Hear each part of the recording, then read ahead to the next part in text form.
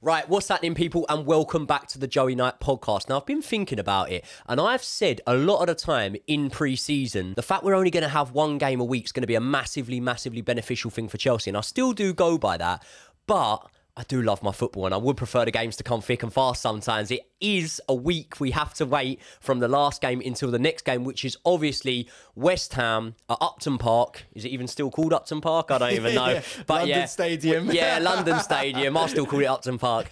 On Sunday, it's a massive match. And me and Josh Aveste, who I am very lucky to be joined by today, both agree that this is a bit of a must-win match. So in this video, we're going to preview the West Ham game. We are going to speak about our lineups, whether we stick with the formation that we saw in the first game against Liverpool or whether we would tweak that. We're going to give our starting lineups, and ultimately, we are going to finish off with a score prediction. So let's get into the video. Firstly, I want you lot to do me a favour. Around this time in the video, I'd usually be asking you to hit the subscribe button on my channel. And you know what? If you're feeling very generous, you can do that as well. But do me a favour to show your appreciation for Josh swinging by on short notice today after a lot of you had demanded he came back in the comment sections. I want you to head over to his channel. The link to it is in the description to this video. Drop him a subscribe and then you can see all of his content that is getting banged out on a weekly basis. Josh, looking forward to this game? Very much looking forward to it. As you say, I need 2 games a week. We're not going to get that this season. Yeah, I know. So just waiting for West Ham to come through. I'm going to be talking about it all week. I'm going to be thinking about it all week. I'm going to be doing my lineup all week. It's going to be changing. So I'm ready to go, mate. Let's get into it. West Ham were a team that a lot of people, including myself, sort of looked at and said, look, I don't think they're going down or anything, but they could be dark horses. And it's weird. It's a completely unique situation that I don't think I've ever witnessed in my life. And okay, you can go, well, what sort of weight does that cup hold? You know, it's a glorified Intertoto Cup and whatever. That's not my opinion, but I've heard a lot of people say it. But it's a unique situation in the way that David Moyes won a European trophy last season. Yeah. And we're 1 game into the season and people are already going, not too sure about Moyes' job. You know, he could be in jeopardy. The bookmakers would agree with you because I think they've got him as one of the favourites to be sacked from his post straight away. We saw him in the opening day. Jarrod Bowen, I think, scored the last goal of the last season for them in that cup final. Scored the first goal of this season. It was a screamer against Bournemouth, to be fair. I thought they'd done well to get a draw against Bournemouth. I'd have backed Bournemouth to win that. We saw how they lined up. You'll see it on screen now. Actually a formation that, you know, we're looking at our Chelsea team and thinking that's what we want to potentially see. Before we go into it, how tough a test is this West Ham game? Well, I've 180'd a little bit on West Ham because I, like you, had them very low down in the table in my predictions. And I don't know whether Moyes is going to be the manager at the end of the season. But I think with the signings that they're making, like James Ward-Prowse, I really rate him, you know. I've respected him for a long time. I think he's underrated as a player. I think for a physical team, sorry to butt in there, but for a physical team like West Ham, he could be an absolute steal at 30-odd million because you know West Ham, set pieces are going to be important to them. Yeah, exactly. So he's like almost like the perfect signing for them. And replacing Declan Rice with him is actually quite smart. They're going to have a bit about them. So not all of those signings will necessarily be integrated by the time we play them.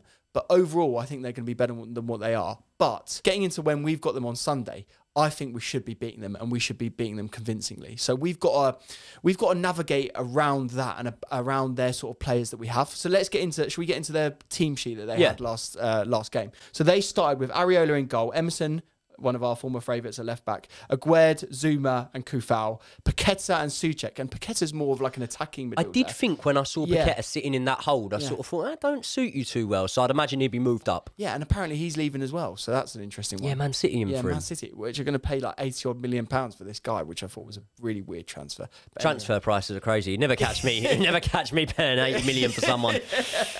And then Ben Rama, who again we were in for. There's a lot of you know, Chelsea links here. Fornals, Bowen, who has been brilliant, and then Antonio, and we know what Antonio brings. So yes, that's a decent quality Premier League squad, but when you look at our quality, we should be turning that over. Do you not think? Yeah, I would definitely agree. So look, I think that I'm not going to go as far to say they've levelled up in the transfer market, but I wouldn't say they've massively declined with the loss of Declan Rice, because I do think that James Ward-Prowse offers you a completely different dynamic, by the way. He's not a like Declan Rice replacement, but he offers you a different dynamic that potentially could be better suited to the team. Jarrod Bowen's great player. Listen, for what it's worth, it's none of my business, but I don't know if I'd even have Antonio in there. I think I'd start Jarrod Bowen up top, even though he's normally coming in, but he does get goals. And then I think I'd move Paqueta forward if he stays, and obviously I'd slip James Ward-Prowse straight in there. And now they've made these acquisitions, I don't think I'd move them up, because I did my original Premier League prediction. Do you remember where you predicted them? I had them 12th. Did you? Yeah. That's very high. I thought you would start them lower at that. I see a lot of people putting them in the 15th, 16th position even. I think when I go through my Premier League table, when I look at things, right, it's very easy to go, I'd have them quite low. And that would be my feeling going into it. But then when you start to go through the teams, I go, well, no, they're worse. Yeah. And they're worse. And they're worse. And then all of a sudden, you get to 12th and you're like, pretty good finish for West Ham, really. You know what I mean? Yeah. So I would put Burnley above them, but West Ham. I did put Burnley above them. There you go. I put Burnley in 11th. Yeah. We're very similar. I reckon probably 13th. I'd put them. But they'll be out. I don't think they'll be battling in relegation. So that being said, if we look into our mystic ball that's almost certain to not come true, being that we're just YouTube pundits here, but if we look into that mystic ball and let's say we are correct and they do come 13th in the league or 12th, we should be beating these lot handily. Yeah. And when you look at that formation, you look at that team, brilliant. Premier League proven, I would say, but that is the cap for that. Yeah. I don't believe they're any more than a solid Premier League side here and a side that we should be beating well. We've got to be doing teams in that level below the top 7. Like anyone under the top 7, we've got to be beating them home and away. That's the expectation now. And if you look at Mauricio Pochettino's record as a manager, he's got a very good record in beating the teams that have historically finished below his side in the league. So that's a definite positive. Going into this match, right? People think I'm crazy here and they think I'm jumping to conclusions and overemphasising the importance of this game. But I would say it's a must-win. Look, in regards to the grand scheme of things, the point tally at the end of the season, whatever, it's not a must-win. I get that. I accept that. But what I would say, in regards to morale, momentum, and the intensity that we go forward to, I believe that this is a must-win game because we've seen the performance. And no one can take that away from us. But performances are all well and good that they won't be spoke of in years to come. Yeah? We need the result in this match. Yeah. It's all about wins and goals for me now. Like, we need to be scoring a decent amount of goals in this game to spread it around, get confidence with certain players. Like, I'd like Mudryk to come on and score a goal here, or even start and score a goal, right? And we'll get into the starting 11s in a second. But I want players like that to build their confidence. Because, like we say with our squad, it's a young squad, and they are all confidence-based now. So I want Jackson to be up there. I want Mudryk to be up there. I want even players like Sterling. I think Sterling's a bit of a confidence player as well. Like if he gets, like momentum behind him, I think he can really bomb on as well. So we need to see that. But yeah, not a must-win game in terms of a points perspective, but must-win for momentum and for just forward movement with the club. When I look at our forward line, in this game more than any, we're going to have a lot of success, I believe, when you look at the pace of that back line. Listen, Kurt Zuma's a good player. Not the quickest. But, all right player. Physical. Yeah, definitely so. But if you look at, Konate is a quick player. And if you look at the success we had against Liverpool in that match, I think there's every indication we're going to get in behind that backline, have the same sort of success. And if Enzo can put in 20% of his performance that he put in against Liverpool, we're going to have a very successful day in the middle of midfield. And all that being said, we've still got one name to come in the middle and, no prizes for guessing who it is. So let's go into our lineup, right? Firstly, do we stick with the formation that Poch was perceived to have played? Because obviously we've heard that Pochettino came out and said, I did play a 4 at times or whatever. But the perception was that we played a 3 at the back, with the 2 wing-backs bombing on. Do we stick or do we twist? It's going to be a hard one to twist, bearing in mind the level of performance that we did against Liverpool. Like, that was a good... We did well, right? But for me, and I see Poch doing it as well, I think we've got to go for the 4 at the back. Would you agree? Yeah, I would, yeah. I would say we go 4 at the back. Obviously, the 4-2-3-1, which Poch is, very, very big admirer of. And then, I would say there are actually quite a few tweaks that I would make from that Liverpool match. And it's a lot of the time when you make changes, people might say, well, this player played fine, this player... I get it. But it's very easy to say to someone, you've took him out after the way he played. One of the things about having tremendous strength in depth, which I do genuinely believe we have now, is that players are going to miss out. Players might put in a good performance one week and they will be changed the next week. I want to keep it the same for the most part, but there will be players, especially along that front line, that I am going to tweak in this match. So let's go through and let's see if we can agree on a lineup. Okay, let's do it then. Right, so goalkeeper... We've only really got one option, haven't we, at the moment? Yeah. Unless you're going to start Bergstrom in goal, which, I think I'll stick with Sanchez for now. Yeah. So I think Sanchez is an easy I'll one. give Robert Sanchez another chance, to pardon the pun. Do you know that song? Yeah, that's by Robert Sanchez, isn't it? So, Sanchez in goal. Right back, I'm going Trevor Chalobah. No, I'm not. But can we talk about Trevor for a second, right? He wasn't on the bench yesterday. No. It's so sad, mate. He's gone, isn't he? It's gutting. I think so. Yeah. I think there's a good chance we see him and Gallagher go. I know we spoke about Gallagher before, Yeah. but I do think there's a good chance he both can go. So, yeah, bit of a weird one there for me. Will be a real shame. I'd be gutted to see both of them go. And I think Trevor is the one that is like out the door completely for me. He wasn't even in the matchday squad yesterday. But yeah, Gallagher, I actually think there's a high likelihood Gallagher stays. Purely for the 10 role. And we'll get into the 10 role in a second. If Pochettino goes, I can see Gallagher going to West Ham. That could be a good signing for them. Yeah, that could be a really good signing for them. He would do well there. So we're going the captain, Reece James at right back, yeah? Captain Reece James. If he's fit and well enough, by all accounts he is, and based on what Poch was saying yesterday, he should be. Let's put Reece at right back. And I even don't mind if Reece plays at right back and gets us 70 minutes again and we bring Malo Gusto on. I'm not massively averse to that because you hand the captaincy armband over to Ben Chilwell and if not Thiago Silva, assuming we have him in that back line, which we'll touch on in a sec. And I think jobs are good in there, really. So centre-back pair him. So, speaking of Thiago Silva, he's not in my team. Is he in yours? I would have him in the team, but I was sat there yesterday talking to my mate Alf and we were watching the football. And I literally said what you're about to say now. I said, I could see him getting dropped next match and then starting Disasi alongside Levi Colwill. So I think there's a high potential of it, you know. I do think that this could possibly be the season when we start to see his minutes, not diminish, but just start to taper off ever so slightly. So, yeah, I don't think I'd massively argue it. My personal preference is that I would start Thiago Silva over Disasi, but it's very, very hard, you know. But then you look at, like, the job someone's bought in for. Ultimately, we didn't spend the money we spent on Disasi for him to score goals. Yeah? It's brilliant when it happens, but we didn't spend it on that.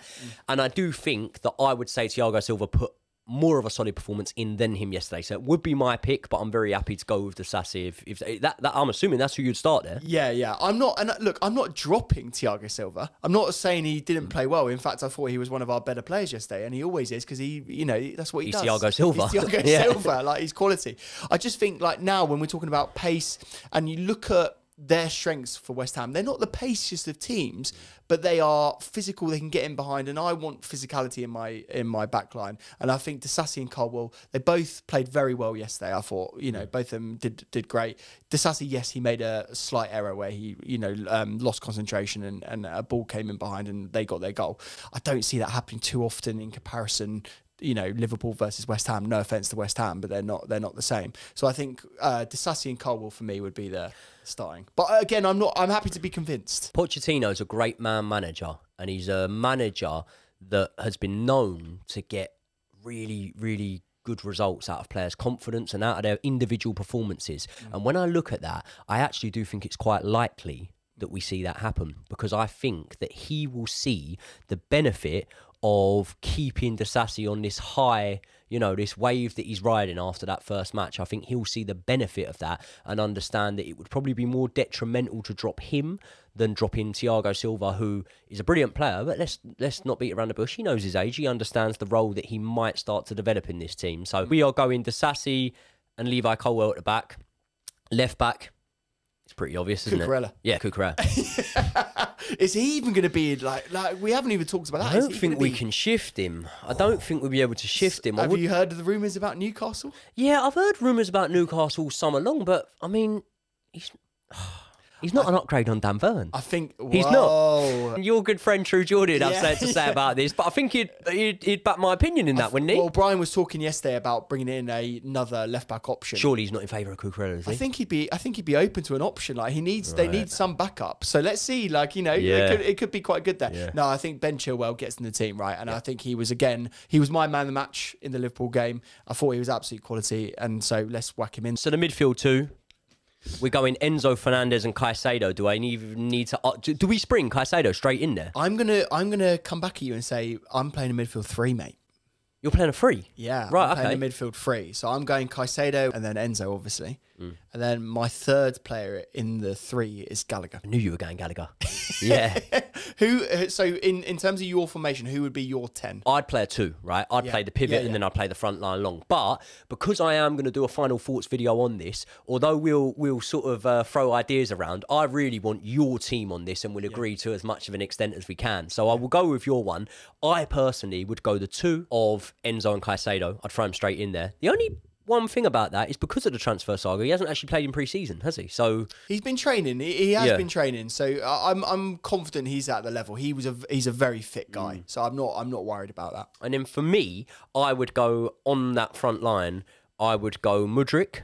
I'd bring him in. I would want to see Mudryk start in this game. I don't want to come onto the price tag thing too much, but it's like, we laid out the money for Mudryk. Like, let's let him have it. You know what I mean? Let's let him go. So I'd go Mudryk there. I would go Carney Chukwuemeka again. And I'd probably go that over Gallagher, even though Gallagher did impress a lot of people in that match. I don't think I'd stick with Sterling either. But then now I'm looking at it and I'm thinking, God, I'm tampering with this lineup a lot. But personally, I'd go Ian Maatson there. That's a very good shout. Yeah. I like that, and I'm happy to be convinced on that. But let's go with your one, because this is the graphic on screen is going to show your one. So let's go. You'd go midfield 3, would you? So yeah, I'd go midfield 3. I'd go Caicedo at the base of midfield, and then Enzo and Gallagher as 3/8s, and they can go and do whatever they want. They can they can run around the pitch, and Gallagher's very good at that. And then Enzo is quality in terms of his position, on the field. So I'm happy for that to be a 3. And I actually think the way that both of those boys in the 8 roles will bring the ball forward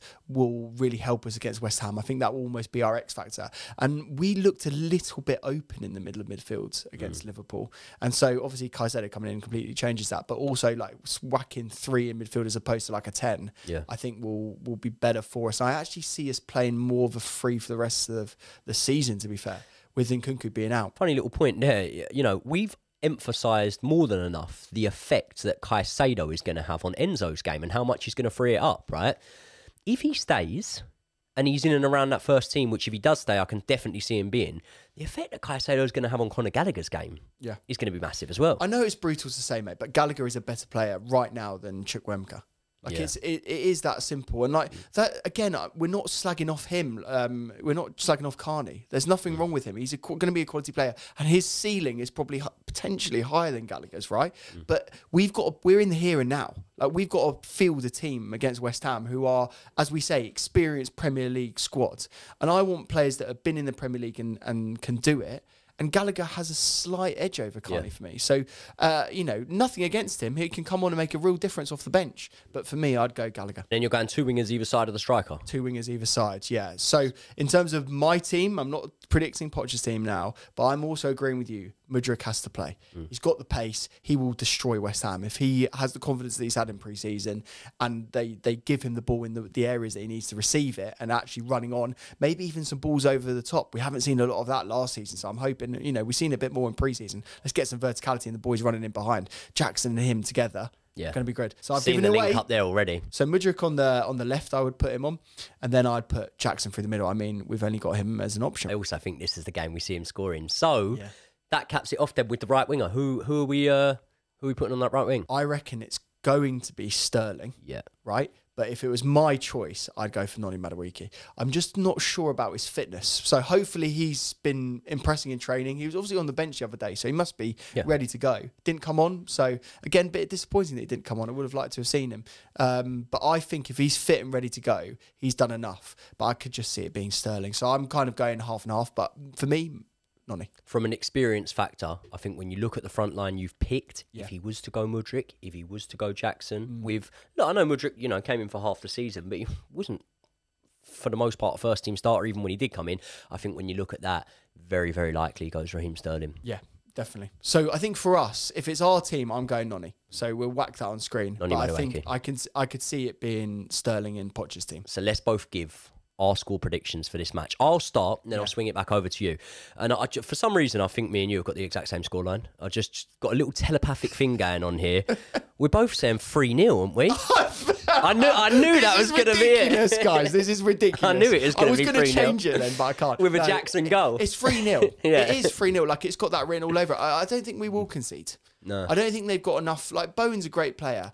Antonio's declining for me. Like, he's quality. He's good. So it's not even quality. He's good, right? But I don't think he's scoring against us. I think we can control Bowen, especially with our wing backs. And so why not 3 goals? Jackson gets a goal. Who else do you reckon scores then? I don't know whether I'm just saying this because of the performance we saw him higher up the pitch, but it's about time Enzo got a goal. Do you think? Yeah, I think so, but I couldn't hang my hat on it. What I could say to you is Jackson gets a goal in this match. I've got a question for you. I could see us getting a pen in this game.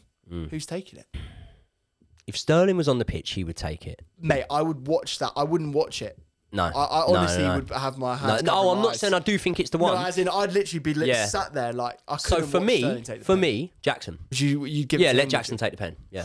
Because there's a lot of rumours about Reece taking the pens this year. Reece or Enzo. Actually, do you know what? I've just completely blipped past the most obvious penalty taker for me. Ben Chilwell. Really? Yeah, Ben Chilwell. Ben Chilwell. Yeah, Ben Chilwell, definitely. Really? That's who I'd have. But I've got a sneaky feeling that we will see Sterling over Madueke. And if it is, we will see Sterling put down the ball and take that penalty. I was at the Leicester game. I think Sterling scored twice and he took a penalty. No, do you know what it was? He won a penalty.